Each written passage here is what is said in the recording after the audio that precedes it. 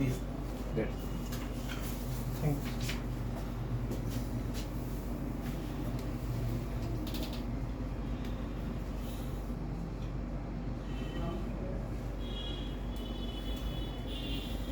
अभी आपके जिला से रेल का इंजन निकला हुआ है, जी भारत में सबसे ज़्यादा पावरफुल माना जाता है।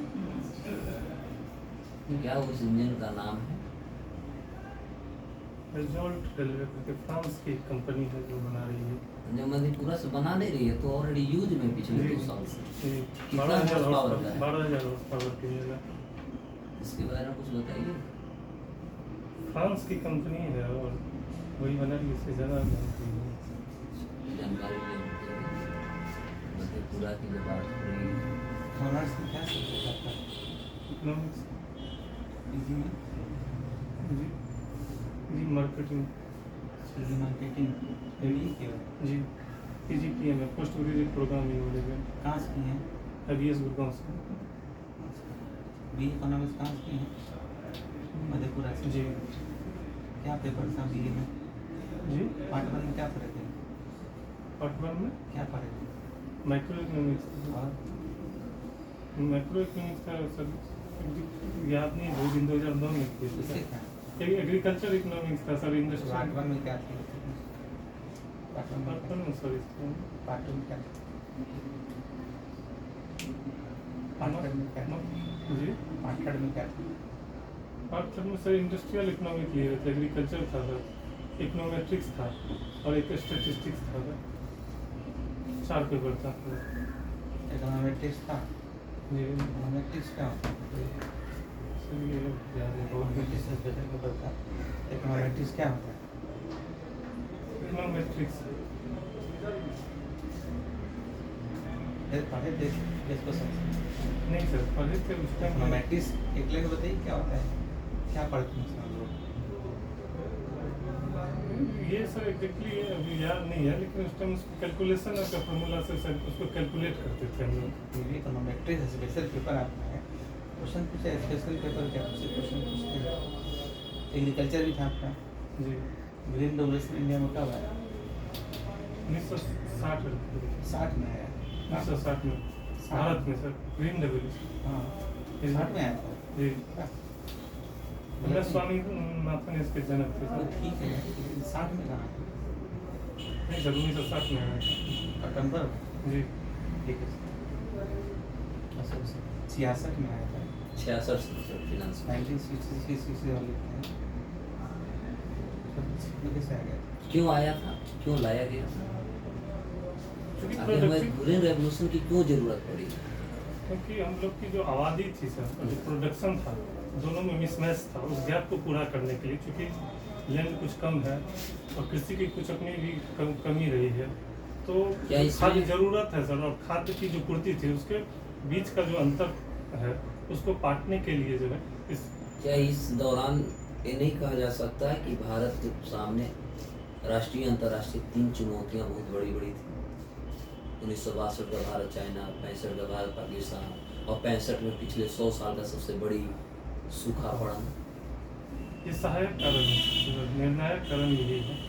ये सहायक कारण हो सकते हैं। जी क्या सूखा पड़ना 100 साल में सबसे बड़ा सूखा पड़ना ये सहायक कारण हो सकते हैं, निर्णायक कारण हो सकते हैं? क्योंकि कहा इतिहास कहता है कि 1865 से लेकर 1965 के बीच इतनी बड़ी अकाल नहीं पड़ी थी भारत में।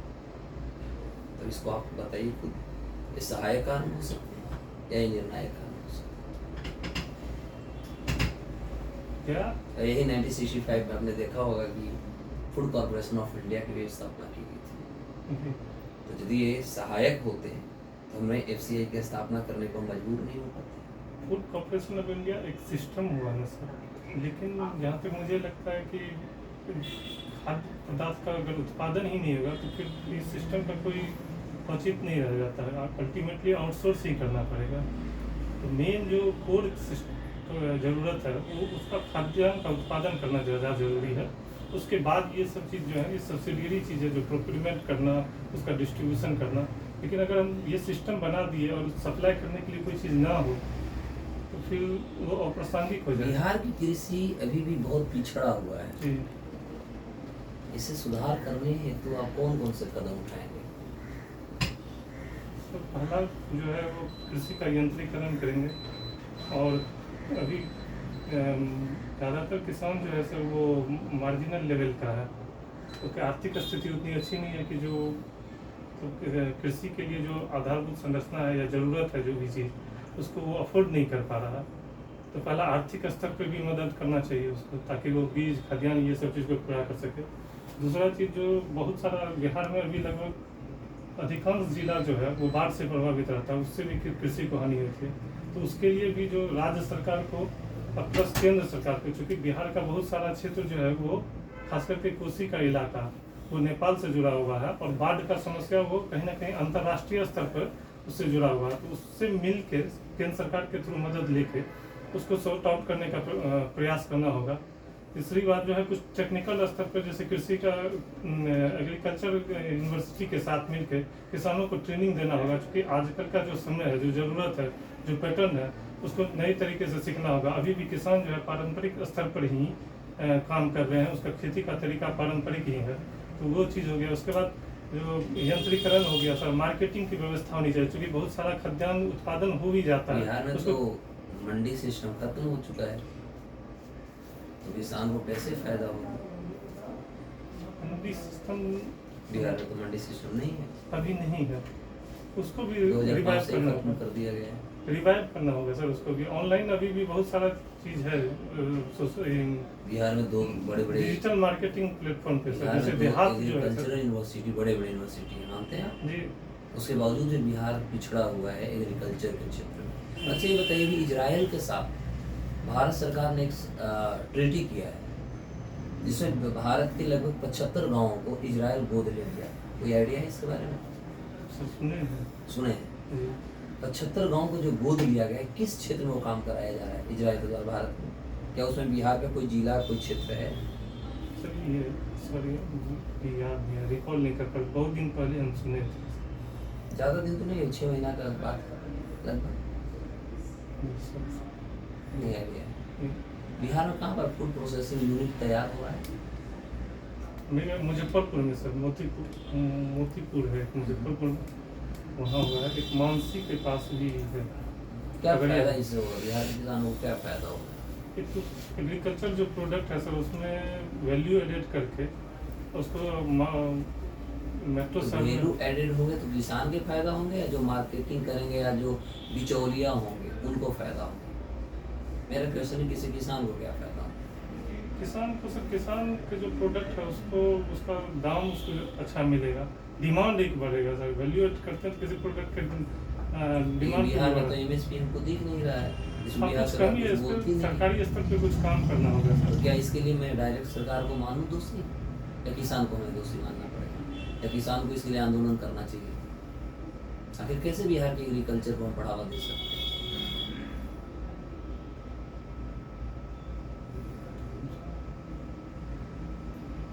कुछ तो जवाब आपके पास होना चाहिए इसमें। किसको हम जब रिस्पॉन्सिबिलिटी किसको दें? कि हर आदमी की अपनी भूमिका है सर। अभी बिहार कौन सी कृषि में भारत में प्रथम स्थान पे है, जिसमें उड़ीसा को हमने पछाड़ दिया? एग्रीकल्चर का कौन सा पार्ट है जिससे बिहार सर्वोच्च स्थान पे आ चुका है? एक उड़ीसा ही सर्वोच्च था, उसको हम पीछे कर दिए।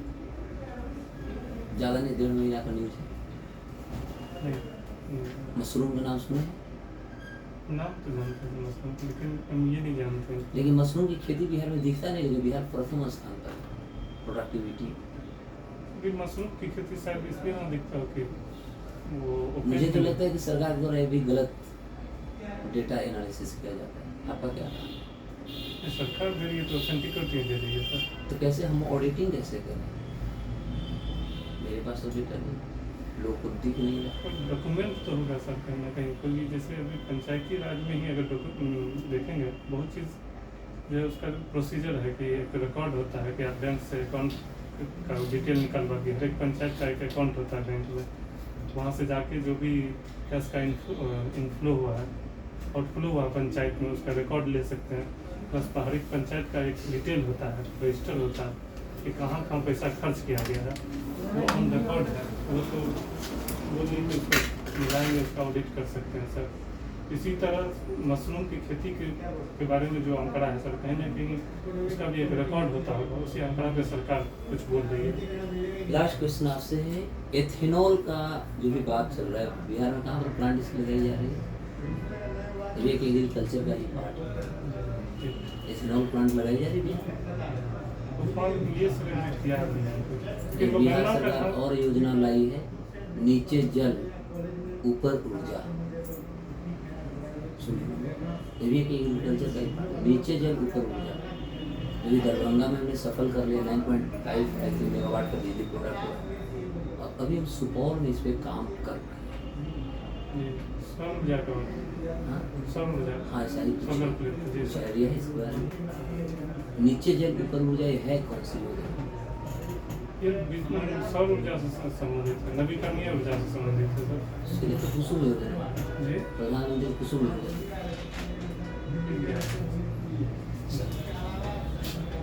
बिहार में इंडस्ट्रियल डेवलपमेंट बहुत कम है, तो इसको बढ़ाने के लिए क्या किया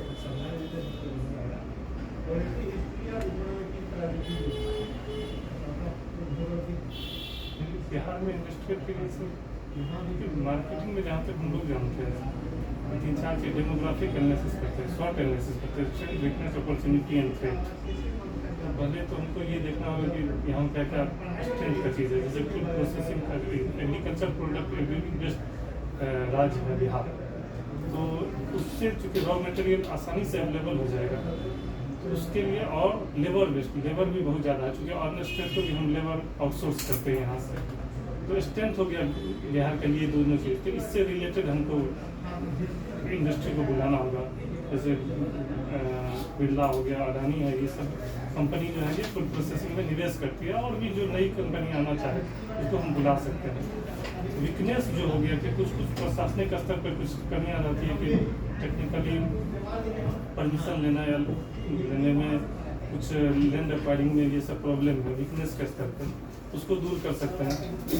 अपॉर्चुनिटी है कि कुछ प्रोसेसिंग अगर आउटसोर्स करने का अलावा अगर अपॉर्चुनिटी में हो गया कि अगर हम जलमार्ग से उसको सप्लाई करें कहीं बाहर, क्योंकि जलमार्ग का कॉस्ट कम होता है जलमार्ग से प्रोडक्ट को सप्लाई करने में, तो बहुत सारा मार्केट है, यूरोप का मार्केट है, अमेरिका का मार्केट है, ये सब उस सबको टैप कर सकते हैं। अपॉर्चुनिटी बहुत ज़्यादा होगा, डिमांड वहाँ बहुत ज़्यादा है, और थ्रेट जो है बहुत लॉ एंड ऑर्डर का प्रॉब्लम होता है, बहुत सारा निवेशक इसलिए नहीं आता कि थ्रेट के कारण हर तरह का थ्रेट हो सकता है, तो उस चीज़ को दूर कर दें। तो शॉर्ट एनालिसिस करके हम बिहार में औद्योगिकरण का जो पिछड़ापन का जो कारण है उसको दूर करके औद्योगिकरण को बढ़ा सकते हैं। सिर्फ एग्रो बेस्ड इंडस्ट्रीज के द्वारा ही तो नहीं हो सकता है, और भी कंज्यूमर तो हम लोग हैं ही, सारी चीज़ों का कंजम्पशन हम लोग कर रहे हैं। जितने भी इंडस्ट्रियल गुड्स हैं, तेल है, साबुन है, मोबाइल है, सारी चीज़ों का हम लोग कंजम्पशन कर रहे हैं जी, उनके प्लांट भी तो यहाँ लगाए जा सकते हैं। हाँ, एग्रो उनको भी बेस्ड बुला की चर्चा सकते क्यों हैं। करते हैं?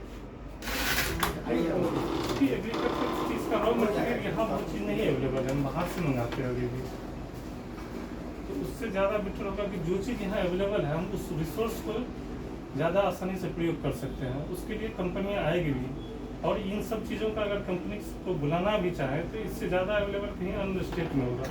तो पहले हमको अभी वर्तमान कंडीशन में जो चीज़ अवेलेबल है,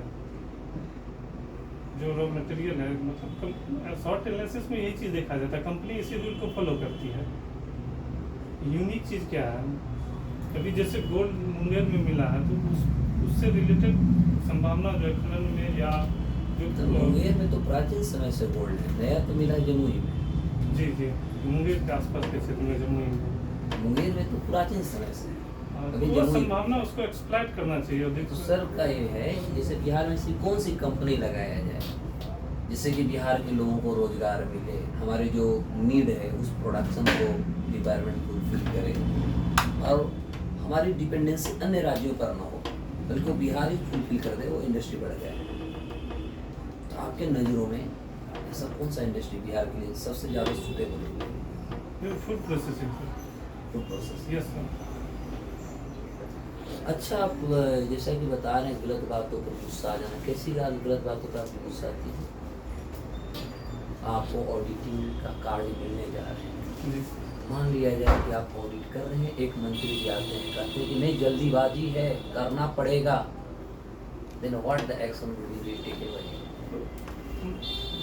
स्पेशल के बावजूद भी सर हम उसको अपने हिसाब से काम करेंगे, जो टाइम टेकिंग है उसको प्रॉपर। और कोई मंत्री जी आ जाते हैं कहते हैं कि हमारे घर में किसी का देहांत हो गया, अभी हमें निकलना है, ऐसा कुछ मैटर ही नहीं है,